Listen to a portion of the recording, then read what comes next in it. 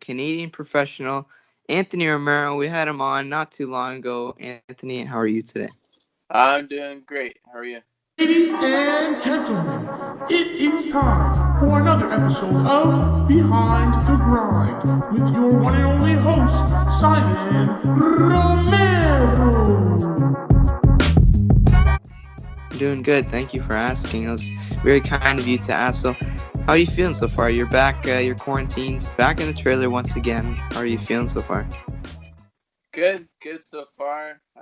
Just getting Uber Eats, and this time I can enjoy myself a little bit better compared to last time when I was in camp. So ordering some food that I wasn't allowed to have. But yeah, just smiles and just kind of hanging out. Yeah. So last time we talked, you were quarantining in the trailer, but this time around it's your second time. So you had to have learned at least one thing that the first time you weren't aware about. So what's something you learned the second time around quarantining in the RV? Something that I learned. Um, that's a different question. I don't know. I guess kind of to relaxing, something that I'm not used to, especially when I'm in camp. I'm always going from one gym to another. I come home, then I have to go to work. Just different stuff like that. Even my last camp, even though we weren't in quarantine, I was going to a gym, and then I would come home. Then I had to teach a class online, and then I'd go to another training session. So just learning how to relax now is something I'm doing now. So Yeah, so relaxing is super important. So I guess it's better and easier, I guess, because you can eat more food and you can get a little bigger as long as you don't tip the trailer over this time. But was there any damage that you suffered, or any injuries, or even just pain after the fight? just a little bit of swelling in my shins. I'm sure you watched the fight, so from all those kicks that I threw, a little bit swollen. Feet are a little bit swollen, but it's going down fast. I have like that Wolverine recovery, so I get hurt, but I come back pretty fast. So yeah, everything's good. Yeah. So if we look at it this way, if your shins are bothering you and your feet were swollen and everything, we have to think about your opponent. How, because you and your coaches and the people around you were the only ones, I guess, who saw your opponent outside of the cage, because you saw him limp into his corner and everything. So were you able to see him after you were across the cage from him and all the adrenaline was all down and everything? Yeah, man, that guy's tough though. He took some solid kicks. Anyone who's taken a kick just in the thigh knows that it hurts. And now you've taken a spot that doesn't have a lot of muscle. And yeah, I just saw him just kind of icing up, putting his feet up or elevating his legs, and yeah, he had a hard time walking, and you could tell that I put the damage on him. But like I said, he's a tough guy. He deserved to be in that at that level, and yeah, I'm sure we'll see him again soon. Yeah, so as the audience, we only see so much. You're seeing straight out of your two eyes what's happening in that cage. So did you expect him, I guess, to go down, or expect the referee to jump in or something? Because he was limping and falling against the cage and stuff like that. So did you, in your opinion, did you see him going down at some point? Well, I knew he was tough, and it kind of like kicks, and I don't think I expected the referee to stop it until I would get him to the ground and maybe throw a couple punches. But he didn't fall. He didn't. He just kept going. And what a lot of people forget is that he's still dangerous. He could still throw a big shot. I can't be reckless, especially with my fighting style. Like I have that smart approach when I go into it. I'm not a reckless fighter. And I could have got in there, thrown something else, and got caught, and then that would have been it. So a lot of people don't recognize the difficulty it is to actually finish someone, even though I've done it before. So Yeah, so comments are being thrown left and right of what happened in the fight, but what in your opinion, what do you think would have happened if you got knocked out, or something that happened that could have been worse? Because unfortunately you did not get the contract, but you also won the fight, so it's a very awkward feeling, I guess. But if you did got knocked out, the people's comments in your I guess in your site, they would have been even worse. So I guess you got to be content of what's happening to you right now. Yeah, it's something that in this sport you need to have thick skin. You can't be hurt by every single comment that's put out there. I'm very thankful and lucky to have some great support from everywhere. Even my hometown, everyone's sending me messages, congratulating me, sponsors from Welland, and yeah, that means a lot to me. But then, like I said, you need to have thick skin. I've had a couple comments saying this and that, being negative and all that, but to me, it doesn't really hurt my feelings. I know what kind of performance I put on, and I'm very proud of that performance. Okay, so hear me out here. What's got to be the one that one message, that one comment that you look at and you're like, wow, I had a good giggle off that one. There's a couple. Most of them are pretty much the same. One like some people are just like stop complaining and all that. Even though I'm not really complaining on social media or anything like that, I'm pretty Mm-hmm. content with the results. Unfortunately, I didn't get the contract, but I'm not gonna sit here and cry about it and message Dana and saying this and that because there's no point in that. But yeah, like I said, if you send a negative comment, it's not gonna hurt my feelings. You're pretty much just wasting your time saying things. And then pretty much people who say that don't really have anything going for themselves. They're pretty much sitting on the couch eating some potato chips and writing nasty comments to everybody who have like maybe 50 followers. So yeah, so that's not a big deal to me. Episode 54 is brought to you by Jock Farm, connecting fighters, coaches, and promoters to the world. Go sign up for free today at jockfarm.com. Yeah, so talking about followers, I know a couple people were actually looking at the growth of your account after like just before you arrived in Las Vegas, and then right after your account just grew tremendously. So what are your thoughts on the exposure that the Contender Series is offering to these regional fighters who are looking to go to the big show? It's great. Like it helps a lot. Like it helps to open doors, especially when you're looking for sponsors. They like to see that you have that audience that are looking at you. Like McKeer, for example, Virus, right? They've been a great sponsor of mine. I've done other videos where I've had Never Tap on my shirt. So people like that really appreciate the exposure. And then, like I said, for me, it gives me more opportunity to expand my brand. I'm sure you saw I just released my apparel Hmm. with the Genius AR logo, and I'm pretty excited about that. So that helps me get that out there, and yeah, so I'm pretty happy with the way things are going. Yeah, so we're gonna get to that apparel clothing line after, but I promise I won't forget it. So you gotta talk to me. What's flowing through your head? You've been training for this your entire career since you were just a young boy. You get to Las Vegas, and then it's finally the time. So you open those doors and you're gonna walk out. What is going through your head at that very moment?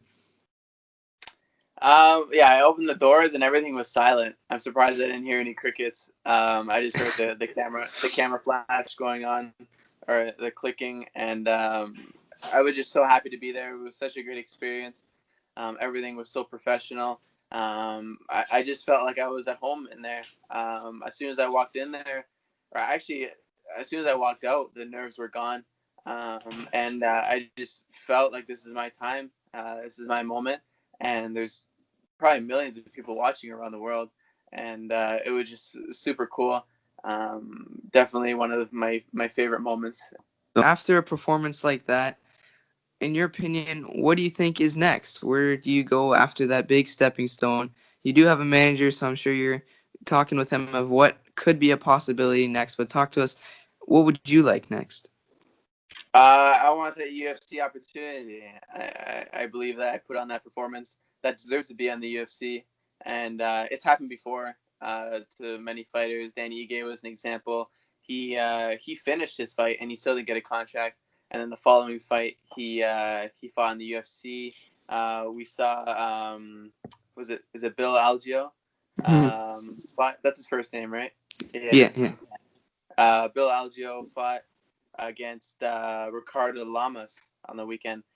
He fought in the Contender Series. He took another fight, but then he ended up going to the UFC anyways. So there's lots of opportunity. They're always looking for fighters, especially now. We're still at a tough time. A lot of fighters on the UFC roster don't want to fight. So there's lots of opportunity still. And I'm ready to go whenever they call me. I know there's a couple lightweight fights coming up, and yeah, if anyone doesn't feel well, I'm sure that I'll jump in there. So. Yeah, so I did promise we were going to get to your clothing brand. Talk to me. Where can we find this stuff? What is on this website? Talk all about it. The floor is all yours. So you can check it out. It's if you check out my Instagram at genius_MMA, you look at my bio, there's a little link there. You can click it. It'll take you to my my apparel clothing store. So there's like hoodies, long sleeve shirts, short sleeve shirts, tank tops for men and women. There's I just put up masks there last night. So if you want to keep safe, stay away from COVID, you can put a mask on with an AR logo. So lots of stuff that are still coming. And but yeah, use the opportunity, have some fun, shop around, and there's lots of stuff represent my logo. So. What a way to fight off COVID with a genius mask. So it's a very intelligent way. It's a genius way. All right. So talk to us. Are you more of a cake or a pie guy? Ooh, that's a tough one, especially coming up now because we're getting close to. I say we're getting close, but like 2 months away. We're getting close to Halloween, so I'm a big fan of pumpkin pie. Thanksgiving as well, so pumpkin pie is probably my go-to. So pumpkin pie over chocolate cake or something any day. Yeah, it's super close. Ice cream cake's up there, but pumpkin pie is probably my go-to. Fair enough. So I don't know if you've seen, but Brock Lesnar is also a free agent. So there's 3 big free agents on the list now. So we got Michael Chandler, we got the Genius, and now we have even Brock Lesnar. So have you heard any news about Lesnar now after being released from the WWE? Have you seen that Lesnar is a free agent? No, I didn't know that. I didn't even know he was still fighting. If he wants to fight, we can do that too. I can go up a couple pounds, fight Lesnar, put in the UFC too. But yeah, no, I didn't know that. Good for him. I don't know if he's still thinking about fighting or what, but I guess we'll find out. So if he is fighting, where, in your opinion, should he go? Should he go to Bellator? Maybe one championship, the UFC? Where do you think he should go? I think Bellator. Bellator is a good spot to display his skills still. He can get some good fights, and especially in the heavyweight division, they have some of the older heavyweights, Fedor Emelianenko. I think he's like maybe 43. I might be wrong, but he's around 43. Roy Nelson's there. He's in his 40s as well. So I believe Bellator would be a good spot for him. I don't know how the pay would be for him, but that would be a good place to display his skills. All right, and this for these last few questions we got. Would you rather have a third eye or a third arm? Oh, a third arm. I'd kill a third That's arm. the way to go. Jab, jab, jab. I like it. You even have to think about that one twice. Yeah. All right, and this last one, you have a huge support system down here in Welland. You got a huge support system in the whole Niagara region across the world. What is something you would like to say to your supporters around the world, your sponsors, everyone who's helped you so far? Oh, geez, it's hard to just give a thank you because I feel like I should give so much more, especially with the support that I've been getting. Just thank you, first of all, to my family. That's where it started. My lovely parents taking me to the karate lesson for the first time, my taekwondo lesson, taking me to all the tournaments and all that stuff. So thank you to them. Thank you for this interview. Thank you to my sponsors. Just been amazing, super supportive. I don't even have to ask, and they're already helping me. So that means a lot. Just everyone in Welland, Niagara region, El Salvador, the people in the States that are fans supporting me. So just thank you to everyone. I really appreciate it. Unfortunately, we didn't get the job done, but I know soon it's inevitable. It'll happen. I'll be in the UFC, and we can have another party all over the place watching.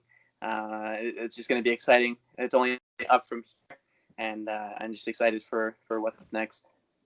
Yeah, so there's no denying that it is I can't even say that word, inevitable that one day the UFC will give you that opportunity. But something that stuck out to me, this is the last one. I know I promised that we were almost done, but your sponsor from Cracker Jack, it's a tradition, all right? He always gets you that burger. I know for all your professional career, some of your amateur career as well, we had that burger, but this time, with the restrictions and the time in the world right now, were we able to get that burger or no? Yes, we got it done. You sent some money, and I got some burgers from this fancy restaurant that they're like these little mini burgers. So I got 4 of them, and I got some French fries, and I had a big smile on my face. So yeah, we got it done, and he never lets me down. He's always there supporting me, and yeah, I can't thank Brad Noyes enough. All right, so Anthony, it was a pleasure talking to you today. I know we talked this morning, but it was awesome talking to you, and hopefully when we get that news, we'll be talking soon once again. Yeah, thank you so much, buddy. Appreciate it. All righty, take care.